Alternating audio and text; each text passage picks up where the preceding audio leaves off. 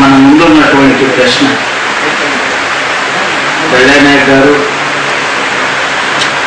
ఈ సభ ఎందుకోసం నిర్వహిస్తున్నారో చాలా క్లియర్గా చెప్తున్నారు. తెలంగాణ ఉద్యమంలో దాదాపు 12 సంవత్సరాలుగా పనిచేస్తూ వస్తున్నా.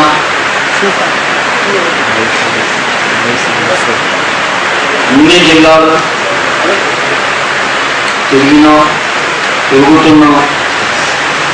ఎక్కడ పోయినా ప్రజల నుంచి ఒకే ఒక ప్రశ్న వస్తుంది.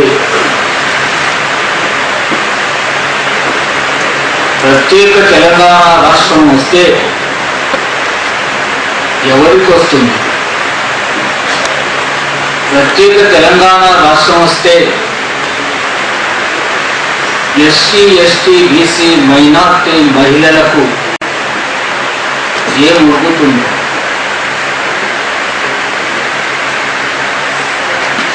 పన్నెండు సంవత్సరాలుగా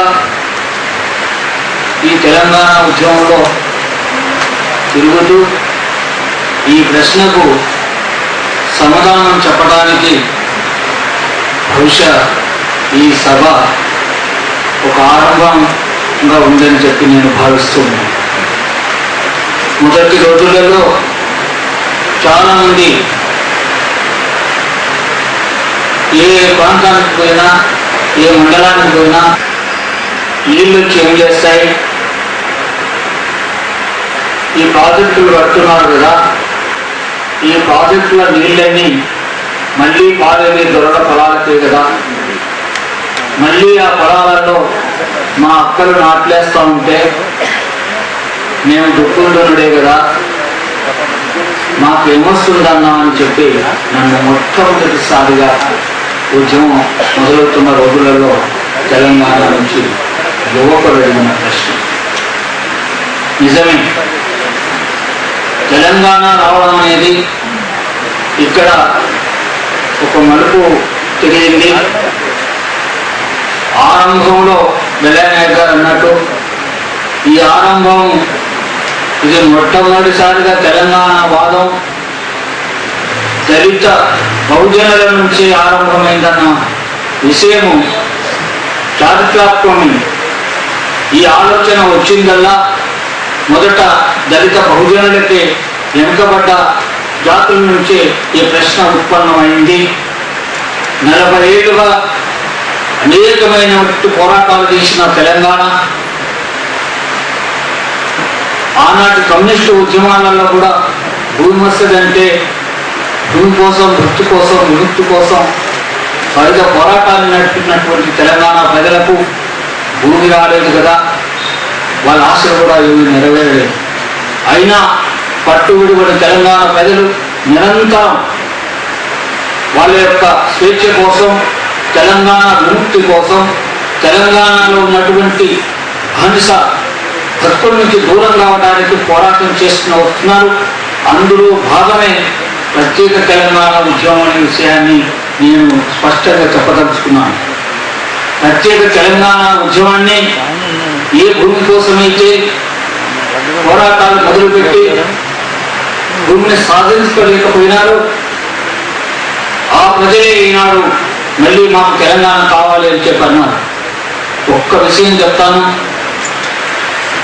ప్రత్యేక తెలంగాణ ఉద్యమానికి మనం కొంచెం వెనక్కి పోయినట్టయితే 47లో జరిగిన తెలంగాణ సాయుధ రైతాంగ పోరాటాన్ని ఆంధ్రులు అన్యాయం చేసినారు.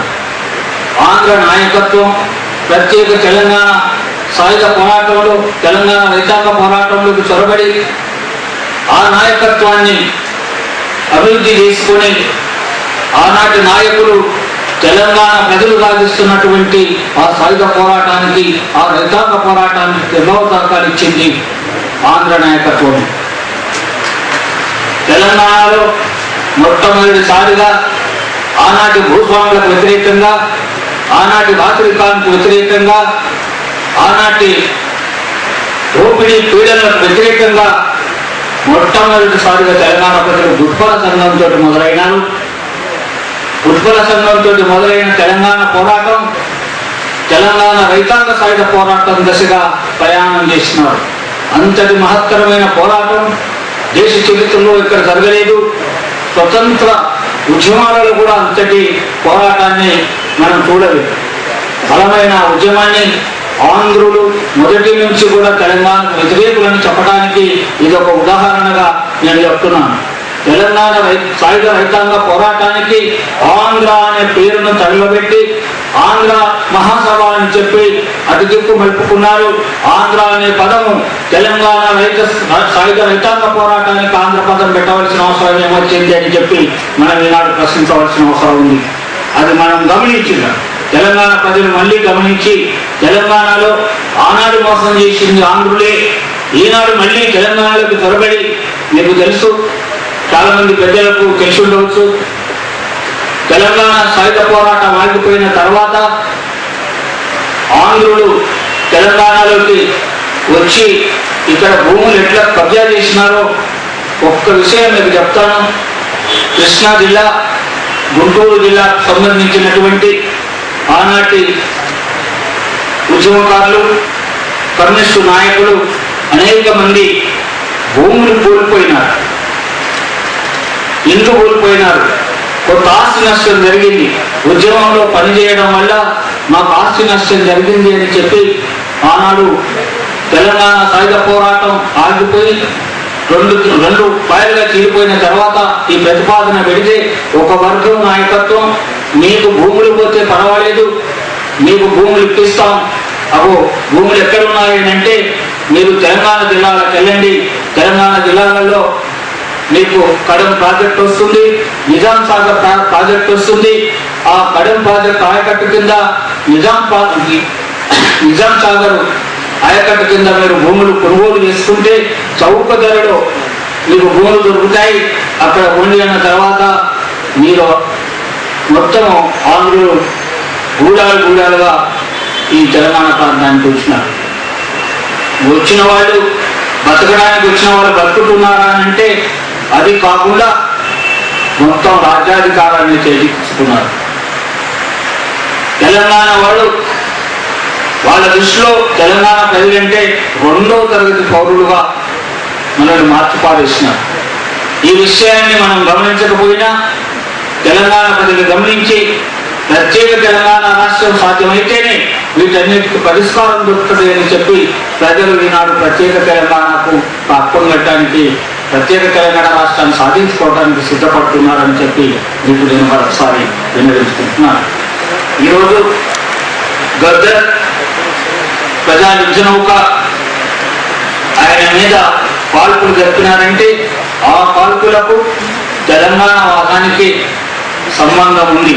తెలంగాణ అన్నందుకే, తెలంగాణ ఉద్యమాన్ని భుజానేస్తున్నందుకే ఆ ప్రభుత్వాలు, ఏ ప్రభుత్వాలైనా సరే అవన్నీ కూడా ఒకే భావస్వారూప్యం కలిగినటువంటి ప్రభుత్వాలు కాబట్టి మనకు అక్కడ న్యాయం దొరకని. ఈ ఉద్యమం, ఈ కాల్పుల వెనుక తెలంగాణ ఉద్యమం కూడా ఉన్నదన్న విషయాన్ని మనం మర్చిపోవద్దు. వీటన్నిటికీ పరిష్కారం వందలాది మంది భూములు పడగొట్టుకుని, వందలాది మంది ప్రాణాలు పడగొట్టుకున్న ఆ అమరవీరులందరికీ ఒక శాంతి జరగాలి అని అంటే, వాళ్ళ ఆశయాలు నెరవేరాలంటే తెలంగాణ రాష్ట్రం రావడమే ఒక ముఖ్యమైన విషయం. తెలంగాణ వస్తేనే తప్ప వీళ్ళందరి మనశ్శాంతి ఉండదు అని చెప్పి నేను మరోసారి చెప్పదలుచుకున్నాను. ముఖ్యంగా పాట అంటున్నారు, అనేకమైన పాటలు ఇప్పటికే నేను రాసినాను. ఇటీవల మీరు తొందరలోనే ఒక 12 పాటల్ని కొత్త తరహాలో ఇప్పటి పరిస్థితులకు అనుకూలంగా కొన్ని పాటల్ని నేను రాస్తున్నాను. ఒక 12 నుంచి 20 పాటల్ని ఒక సీడీల రూపంలో తీసి మీ అందరి చేతిలో పెట్టడానికి నేను సిద్ధంగా ఉన్నాను. కొన్ని పాటలు: అయ్యో నివాను ఓ నివా తెలంగాణుడికి తోటి పాలోనివా, అయ్యో నివాను ఓ నివా తెలంగాణుడికి తోటి పాలోనివా, ఇస్తుండగమ్మంటే ఇల్లంతా నీదంటవా, భార్య మహత్తిన్నింటివా అలు లెక్కెట్టవా, అయ్యో నివాను ఓ నివా తెలంగాణుడికి తోటి పాలోనివా అని ప్రశ్నించవలసిన అవసరం. कौन किसका समझ बस कर तेरी तमाशा,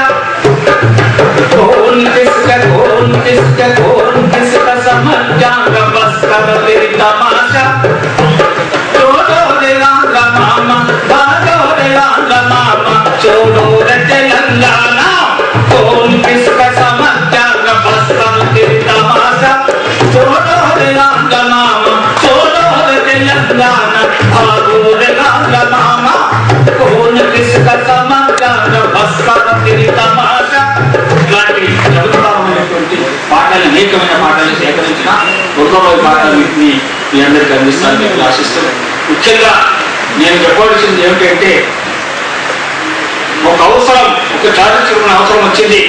ఎస్సీ ఎస్టీ బీసీ మైనార్టీలు మహిళలు సమైక్యంగా ఒక సంఘంగా ఏర్పడి, ఒక పార్టీగా ఏర్పడి తప్ప తెలంగాణ రాష్ట్రం మన ఎస్సీ ఎస్టీ బీసీ మైనార్టీలకు న్యాయం జరగాలంటే ఒక రాజకీయ పార్టీగా అవతరించాల్సినటువంటి అవసరం ఉంది అని చెప్పి నా 12 ఏళ్ల అనుభవంలో నేను చెప్తున్నాను. అది కనుక జరగకపోతే మన శ్రమంతా నాకు కూడా అనిపిస్తుంది, ఎన్నేళ్ళు వాడాలి ఇంకా, ఎన్నేళ్ళు రాయాలి ఇంకా, నేను రాసిన రాతలకు అర్థాలు దొరుకుతలేవు కదా, నేను రాసిన పాటలన్నింటినీ మేము పట్టలేసి పొలం చేసి పోస్ట్ చేస్తే ఒకటి పోసుకొని వెళ్ళిపోతున్నారు. ఎవరి కోసం అయితే నేనెందుకు రాయాలి, ఎవరి కోసం అయితే నేనెందుకు వాడాలి? నా జాతి కోసం కాకుండా, నా జాతి విముక్తి జరగకుండా, నా తెలంగాణ తల్లి విముక్తి కాకుండా, నా తెలంగాణ దళితులు విముక్తి కాకుండా, నా తెలంగాణ మహిళలు విముక్తి కాకుండా ఏ కవైనా ఏ కళాకారుడైనా కోరుకుంటాడు తన జాతిని, తన వర్గాన్ని, తన దేశాన్ని. వాళ్ళకు మేలు జరిగినారు. తప్పకుండా అనేకమైనటువంటి పాటలు రాయడానికి సిద్ధంగా ఉన్నాం. అవే జరగకపోయినప్పుడు ఎందుకు రాయాలనే నిర్భాగ్యం కూడా మమ్మల్ని కావలిస్తుంది.